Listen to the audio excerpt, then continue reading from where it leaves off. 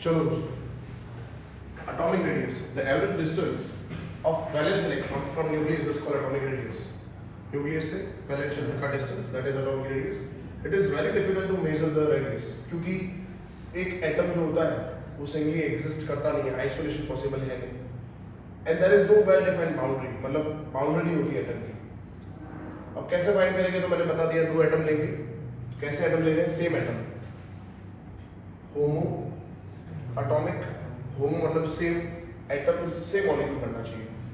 Length को हमने बोला था बॉन्ड लेंथ या फिर इंटर न्यूक्लियर डिस्टेंस। चार है, कोवेलेंट, आयनिक, मेटेलिक, वनरबल्स। कोवेलेंट, कोवेलेंट में भी ये भी याद रखेंगे SBCR, singly bonded covalent. Double bond में फाइन हो नहीं सकता क्योंकि डबल बॉन्ड में एक पाई बॉन्ड होता है और ट्रिपल बॉन्ड में दो पाई बॉन्ड होता है, तो सिंगल बॉन्ड के लिए फाइन कर सकते हैं। क्या होगा, ओवरलैपिंग होगा, ओवरलैपिंग होगा तो पास आ गए तो डिस्टेंस मिनिमम हो गया, और फिर क्या करेंगे वो तो पता ही है, दो एटम का डिस्टेंस फाइंड किया, उसका हाफ कर देंगे। देखो जैसे डिस्टेंस फाइंड किया हमने, जो भी डिस्टेंस आया उसका हाफ कर दिया। जैसे क्लोरीन का डिस्टेंस 1.98 आया तो डिस्टेंस है बाय 2, तो वो रेडियस है। माय गॉड, ये क्या है भाई?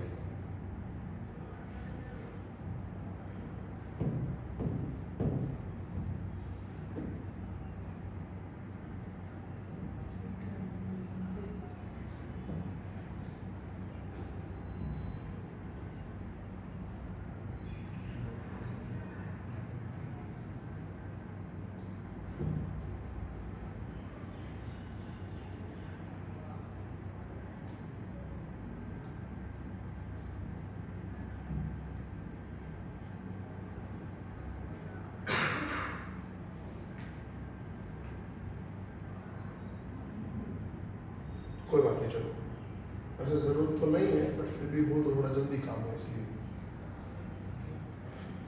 चलेगा। चलो कोई बात नहीं, कोई अपने को जरूरत नहीं। किसमें? डाउनलोड्स में कहाँ पर दिखाया नहीं इधर, वही तो देख रहा हूँ, डाउनलोड्स में दिखाया नहीं उसने। अब क्या डाउनलोड्स में आया होगा, ऐसा बोल रहे हो?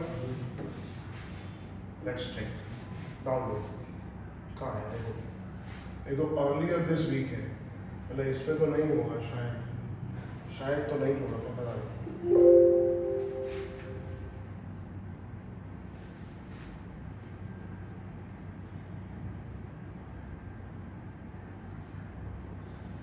मैंने बोला ना ये तो आगे का है, हिस्ट्री तक का है, इसमें नहीं होगा। फिर ये 4 तारीख का है, ये भी 4 का है, तो इसमें तो नहीं होगा। बाकी डाउनलोड में तो नहीं चलेगा, अपने को इसकी जरूरत तो नहीं है। चलो कोई बात नहीं। अभी हमने क्या पढ़ा, लास्ट क्या पढ़ा, वनरबल रेडियस पढ़ा और ऑर्डर भी पढ़ लिया हमने। ऑर्डर क्या था, सबसे ज़्यादा होता है वनरबल रेडियस, फिर होता है मेटेलिक और फिर होता है आयन। लिखेंगे नहीं कि आयन डिपेंड करता है पॉजिटिव आयन कि नेगेटिव आयन। चलो अब आगे बढ़ेंगे, अब हम बात कर रहे हैं ट्रेंड के बारे में। हाँ, ट्रेंड का मतलब क्या होता है भाई, इधर क्या होगा रेडियस और ग्रुप में क्या होगा और उसके एक्सेप्शंस कौन से हैं वो सब डिस्कस करेंगे। तो अब लिखेंगे variations of AR for period and group elements. Let's go, सबसे पहले बात करते हैं दोस्तों पीरियड के लिए। तो पीरियड में हमने बोला था अभी Z इफेक्टिव इंक्रीज होता है सिर्फ 0.65 से, या फिर in general Z effective increase होता है। तो लिख दूँ Z effective is proportional to positive upon negative is proportional to 1 upon atomic radius. अब हम बोल रहे हैं इस तरफ Z इफेक्टिव क्या होगा, इंक्रीज, तो एटॉमिक रेडियस क्या होगा, डिक्रीज। बहुत ईजी है ना। चलो फिर शुरू करते हैं एग्जाम्पल। एग्जाम्पल लेंगे पीरियड 2 का। पीरियड में है 2 में है lithium, beryllium, boron, carbon, nitrogen, oxygen, fluorine, neon. इस तरफ रेडियस क्या होगा, देखो क्या लिखा है, डिक्रीज, तो डिक्रीज होगा।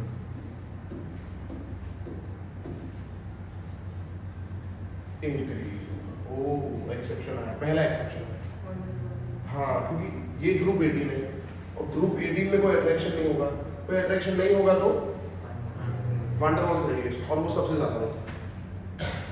तो ये याद कर लेना, किसी भी पीरियड में जाओगे तो ये तो एक एक्सेप्शन रहेगा ग्रुप 18 का, क्लियर है? तो ये पीरियड 2 है। पीरियड 3 में सेम ऑर्डर होगा, ओनली यहाँ पे इंक्रीज करना है। अब डिस्कस करते हैं डी ब्लॉक के लिए। डी ब्लॉक में सबसे पहले डी ब्लॉक स्टार्ट होता है ग्रुप नंबर 3 से और एलिमेंट 21 से। 21 नंबर है स्कैंडिनेवियन। सुनो तुम विवाह कर लो मुझसे, फिर कोई नहीं कहेगा जानो। ये याद करने का तरीका है। Scandium, titanium, vanadium, chromium, manganese, iron, cobalt, निकल, कॉपर, जिंक, ठीक है। नीचे यट्रियम, जिरकोनियम, वो पूरी सीरीज भी अभी हम लिखेंगे, उसके लिए पूछते हैं। इस तरफ रेडियस क्या होगा? डिक्रीज। तो decrease decrease decrease decrease equal equal increase increase. O exception है। अब ऐसा क्यों हो रहा है? क्योंकि यहां तक if you study Z effective then it is greater than sigma. Sigma क्या था? Shielding constant. और Z effective नेट अट्रैक्शन है, तो नेट अट्रैक्शन इस तरफ क्या हो रहा है? इंक्रीज हो रहा है। और हमें पता ही है Z effective इस तरफ बढ़ता है। Z effective बढ़ेगा तो रेडियस इनवर्सली रेडियस डिक्रीज हो जाएगा, तो वो रहता है। बट अगर इन तीनों के लिए स्टडी करोगे तो Z effective और सिग्मा लगभग सेम आएगा।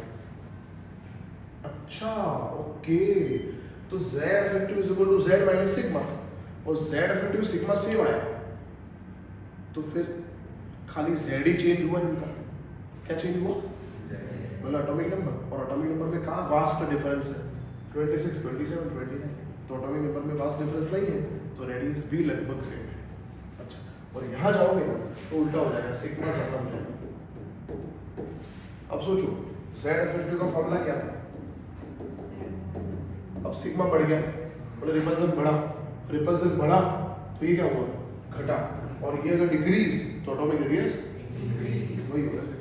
हाँ ओके डन। तो ये पॉइंट याद रखना है।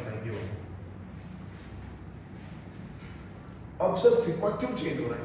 अब उसका रीजन भी है। इसका कॉन्फ़िगरेशन देखो, इसका कॉन्फ़िगरेशन देखोगे तो इसका कॉन्फ़िगरेशन है 4s2 3d1, 4s2 3d2, 4s2 9। हाँ एक्सेप्शन है ना, 4s1 3d5, इसमें एक्सेप्शन है तो d5, इसमें भी d5, 4s2 3d5। अच्छा ओके, इसलिए ऐसा हो रहा है। देखा आपने, डी में टोटल 5 सबशेल होते हैं और उसमें 5 इलेक्ट्रॉन आएंगे, तब तक अनपेयर्ड होगा इलेक्ट्रॉन। पर D6 हुआ, पैयरिंग स्टार्ट हुआ, तो इसका मतलब अंदर अंदर इलेक्ट्रॉन में झगड़े होने स्टार्ट हो जाएंगे। इसलिए सिग्मा बढ़ रहा है। अभी तक सिग्मा घट रहा था, अब सिग्मा बढ़ा तो लगभग इक्वल हो गया।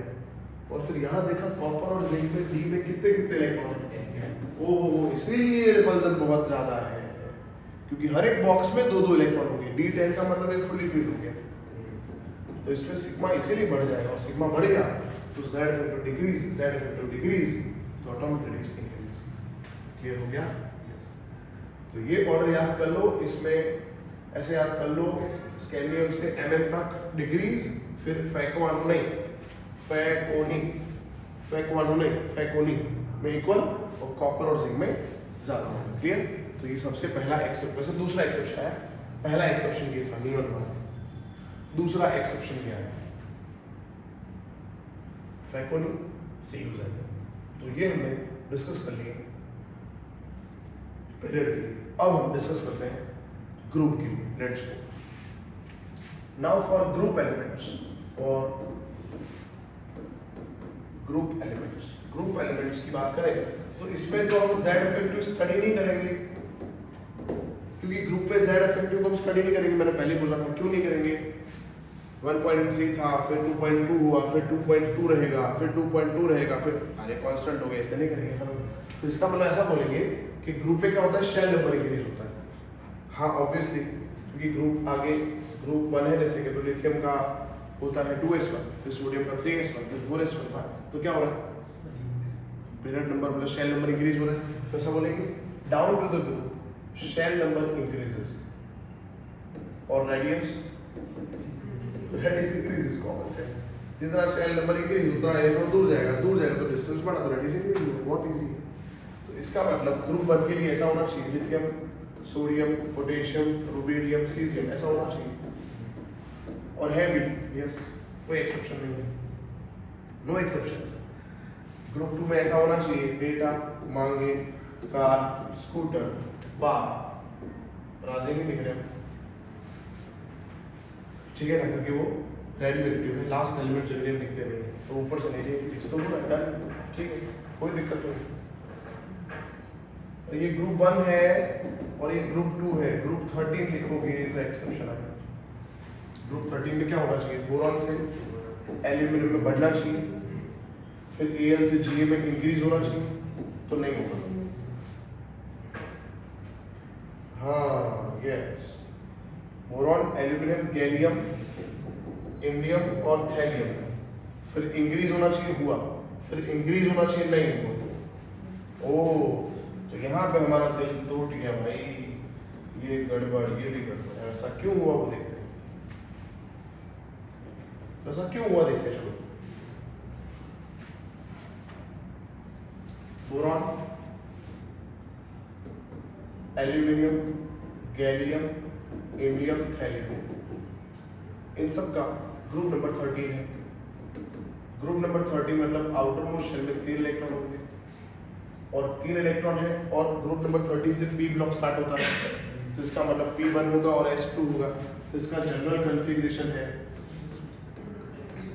इसका पीरियड नंबर क्या है, 2 है, तो इसका कॉन्फ़िगरेशन होगा 2s2 2p1, helium complete 2s2 2p1, इसका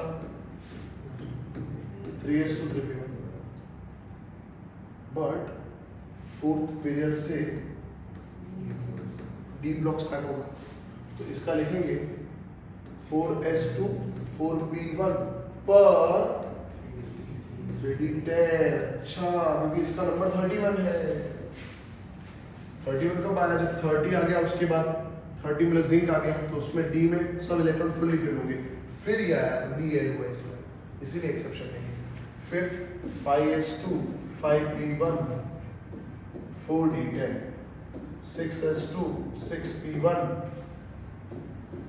5d10 4f14। अच्छा, क्योंकि इसका पीरियड नंबर 6 और 6 से f ब्लॉक स्टार्ट हुआ, तो देखा नया ऑर्बिटल आया ना, तब एक्सेप्शन आया। और क्यों एक्सेप्शन आया, नया ऑर्बिटल तो आया, साथ साथ में देखा आपने डी में अचानक से 10 इलेक्ट्रॉन हुए, तो 10 इलेक्ट्रॉन का इसका मतलब ये हुआ अंदर अंदर रिपल्सन बहुत ज्यादा हुआ, तो हम एक्सपेक्ट कर रहे हैं जेड इफेक्टिव, उससे जेड इफेक्टिव अलग आएगा, और जेड इफेक्टिव तो स्टडी करते ही नहीं वैसे ग्रुप के लिए, हम तो ऐसा बोल रहे थे अभी कि इसका शायद 2 है 3 है 4 है इसलिए बढ़ रहा है, पर 2 है 3 है, खाली 4 नहीं है, 3 भी तो है। अच्छा, तो इसका शेल भी वैलेंस शेल भी 3 बोल सकते हैं, इसका वैलेंस शेल भी 3 तो है ही, तो फिर इसमें फर्क कहाँ हुआ, इसीलिए रेडियस लगभग सेम, और फिर लिखा है कि नहीं इंक्रीज नहीं डिक्रीज हो सकता है। फिर अगेन 4 के बाद 5 हुआ, तो 4 भी तो है, पर इन दोनों में तो चलेगा, उसका रीजन क्या है, दोनों में डी है, पर यहाँ आओ तो क्या ऐड हुआ, एफ ऐड हुआ, तो इसका मतलब इसीलिए जब नया ऑर्बिटल ऐड हुआ तो एक्सेप्शन आएगा। बोरॉन से एल्यूमिनियम इंक्रीज, एल्यूमिनियम से गैलियम लगभग से या डिक्रीज और इक्वल, फिर वापस इंक्रीज और फिर डिक्रीज और इक्वल। ये कब कब होगा याद कर लो, जब आप जंप करोगे 3rd से 4 में और 5 से 6 में, 3rd से 4 में जंप होगा और 5 से 6 में जंप होगा, किसी भी ग्रुप में तो ये होगा, एक्सेप्ट ग्रुप 1 और ग्रुप 2, इस इन दोनों में नहीं होगा क्योंकि तो एस पे है इसलिए। क्लियर, ठीक है ना। अब मैं एग्जांपल लेता हूँ। पहला एग्जांपल कॉपर, सिल्वर और गोल्ड, कॉपर सिल्वर गोल्ड, इसमें रेडियस क्या होगा। अब देखो, everything depends on your knowledge about productivity. If you don't have knowledge of group and period कि where the elements belongs, then you are not able to answer. ठीक है, तो copper ये सब ग्रुप नंबर 11 के हैं और ये पीरियड 5 है, पीरियड 6 है, पीरियड 7 है।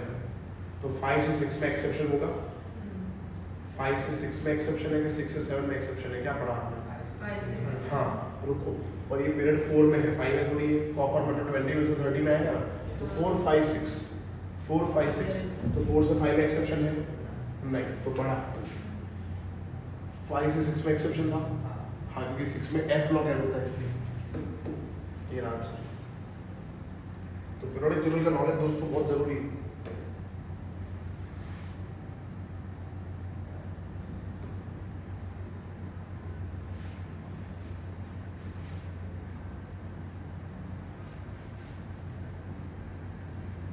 कॉपर सिल्वर गोल्ड, कॉपर 4 5 6, 4 से 5 में एक्सेप्शन नहीं है, 5 से 6 में एफ ऐड होता है इसीलिए एक्सेप्शन आएगा। क्लियर? टाइटेनियम, जिरकोनियम, हाफनियम,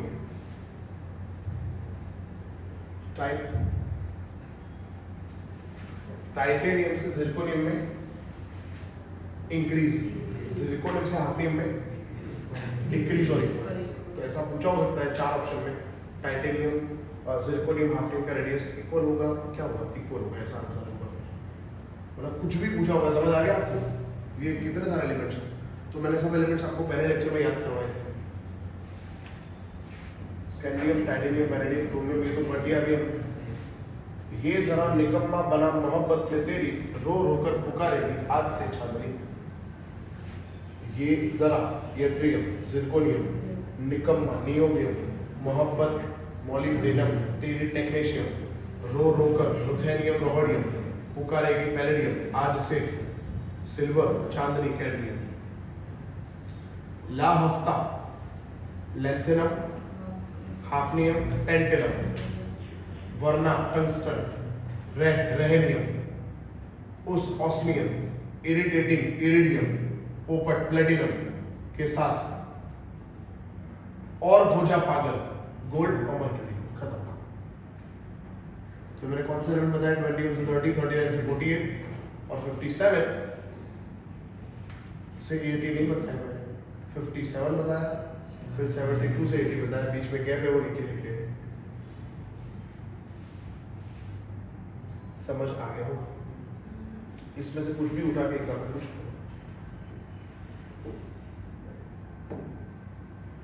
ऐसा क्यों हो रहा है यार?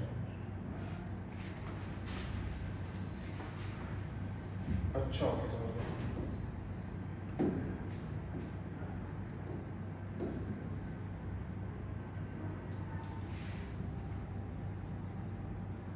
इसमें से कुछ भी उठा के पूछा होगा, 1 2 3 ये सब है। एक्सेप्शन सब खत्म हो गया। अब मैं आपको क्वेश्चन पूछता हूँ कि इसमें ऑर्डर क्या होगा था?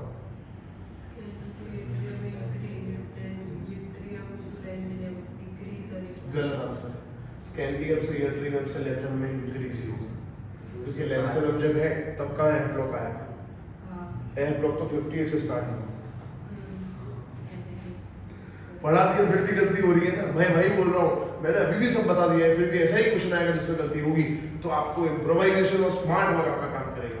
आपकी बुद्धि आपको लगानी पड़ेगी कहीं ना कहीं, सब चीजें कहीं लिखनी होती, वो आपको दौड़ानी पड़ेगी बुद्धि। इसमें और भी क्वेश्चन ऐसे छुपे हुए हैं, वो ट्रिकी क्वेश्चन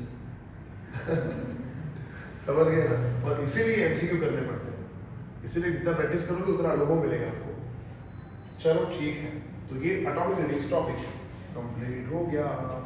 अब हम ग्रुप 1 और ग्रुप 2 को अरेंज करते हैं।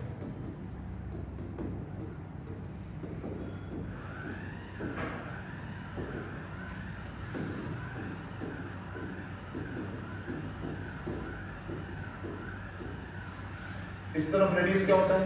डिक्रीज। इस तरफ क्या होता है? इंक्रीज। इस तरफ डिक्रीज, मतलब ऐसा नहीं होता इन सबका कम होगा।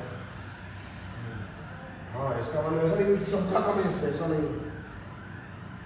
हमें इंडिविजुअली क्या हुआ? फोड़ आ रहा है कुछ तो ये आवाज हो रही इसलिए अगेन। हाँ, इस तरफ डिक्रीज का मतलब ये नहीं है सबका कम है इससे, तो ऐसा नहीं लिख सकते ये कम और ये ज्यादा, ऐसा नहीं, इंडिविजुअली कंपेयर करना है। कब तक? जब तक डी स्टार्ट ना हो, डी ब्लॉक स्टार्ट ना हो, फिर एक साथ कंपेयर कर सकते हैं। ठीक है, तो क्या करेंगे, इस तरफ क्या होगा, पहले इन दोनों को कंपेयर, इस तरफ डिक्रीज, तो डिक्रीज है इसका कम, तो इसका मतलब ये हुआ इसका लोएस्ट वैल्यू। हाँ, तो पूरे एस ब्लॉक में सबसे छोटा सा कौन सा एलिमेंट है? बेरिलियम।